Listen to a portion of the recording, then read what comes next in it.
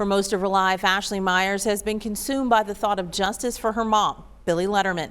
Now, thanks to the efforts of a new sheriff and 2 podcasters, she's closer to that goal than ever before. And that's one of the many frustrating things about this case. Potentially unlikely conclusions highlighted by 2 podcasters, but first made by investigators and the public back in 1991. Those 1991 notions were still hanging in the air 3 years ago when those podcasters took up the cold case of Billie Jean Letterman with burden. Suicide just seems so unlikely. Even the police said so at several points throughout the case. For the then 6-year-old girl who's never wavered about who she saw shoot her mother, the thought that anyone believed her mom had a choice in what happened at their home near Texarkana has never made sense. You know, my whole life, all I've ever truly wanted was to see him held accountable for what he did. The him? Her stepfather, Michael Letterman. And on October 15, she got part of what she's longed for 34 years, learning of his arrest for first-degree murder. The news came in a call from her biological father. So I call him and I was like, "Yes, Dad." And he said, "Ashley," he said, "they got him." Said, "He is in jail." And I said, "What?" I said, "Well, what is the charge?" And he said, "First-degree murder of your mother." I was like, I couldn't breathe. I couldn't see. I started shaking. Racing through her mind, all she says she'd seen happen to her mom at Letterman's hand long before the night she lost her. Forever. Slapping her, punching her in the face, punching her in the chest so that no one would see her bruises, spitting in her face, dragging her around by her hair, holding her down on the floor, pulling her hair out.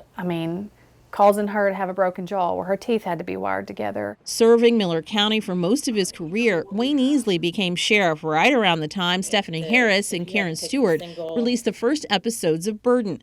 They believe that was a crucial turning point in the case. Ashley, for years, and me also, after I met her, had been trying to get any evidence that was available. And they always said, there isn't anything. And as it turns out, there was a box in the office right next to the sheriff's desk. And then what they refer to as up the hill, there's like a storage facility. And they said that there was no way to find anything in there, but there was a box in there as well. So it turns out that the evidence, whatever they're planning to use for this trial, was available, just no one knew where it was or cared to look for it. Evidence in hand, along with new state law forcing crime lab audits, produced ballistics information that made filing an arrest warrant possible. So the sheriff, Wayne Easley, he comes from, I think he said about 30 years with the Texarkana PD. He had investigated many cases, rapes, murders, you name it.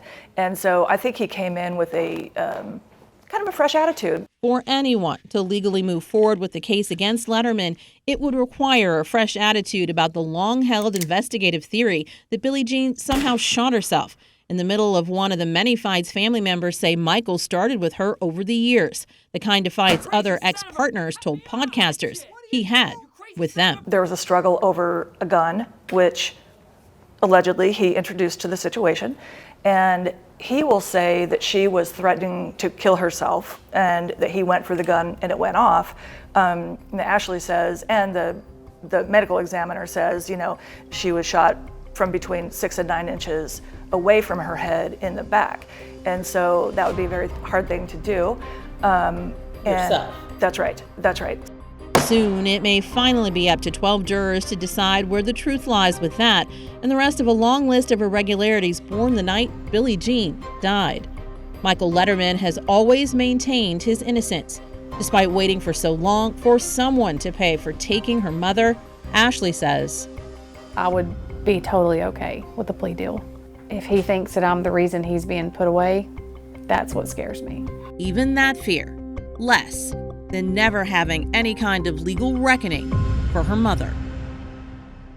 One of the other irregularities in this case is the state medical examiner who handled it. Billie Jean's was one of the last cases Fahmy Malik reviewed before resigning due to challenges over his questionable findings. For example, he made no note and took no pictures of fresh bruises on Billie Jean's neck, one seen and reported by medical staff who tried to save her.